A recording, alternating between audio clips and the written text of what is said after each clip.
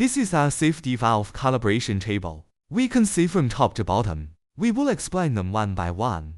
There are pressure gauges for each range. We use two. The reason is that to prevent one of the pressure gauges from being damaged. At the same time, look at the other pressure gauge. We can see that the other one is damaged. For example, if the pressure we input here is 10 megapascals, this meter shows 12 megapascals, and this one shows 10 megapascals. It means this one is broken. We can see that the three needle valves below are the pressure gauge switches corresponding to us. Just open the one you need. When we use high range and low range, we can also turn on the high range. When using the high range, we can't open the low range. It is worth noting that when using a 1.6 megapascal pressure gauge, I'll talk about this later. This is our water pump pressure gauge. Water pump pressure gauge. This is our air pump pressure gauge.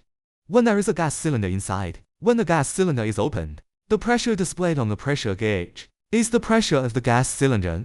When the gas cylinder is closed, the pressure on this is the pressure of the medium gas we pass through. Our safety valve can achieve. It can be filled with oxygen or nitrogen. This is our tightening force pressure gauge. This is our tightening force regulator valve. Turning left is to reduce pressure, and right is for pressurization. This is our low pressure calibration switch. Our low pressure calibration switch. There is a low pressure regulator valve, which has been adjusted to 1.2 megapascals. When we use these two meters, turn on the pressure gauge switch, and then turn on the low pressure calibration switch. This is the highest pressure displayed on this pressure gauge, which is 1.2 megapascals. This low pressure calibration switch is only used when using a 1.6 megapascal pressure gauge. Then use 16 or 60 megapascal pressure gauge. We use the high or medium pressure switch. This is it. And this is our unloading valve.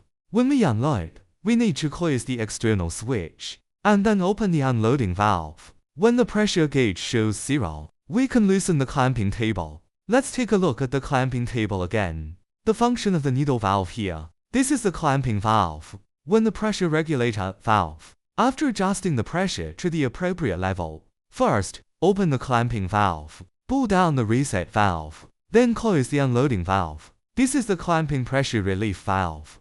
Close this valve, open the clamping valve, then the pressure will rise, the clamping table will rise. This is our drain valve. The drain valve is installed at the bottom. When we use liquid for testing, we test the pump. When we are unloading, first open the drain valve, drain all the water inside, then open the unloading valve. This is the whole unloading process.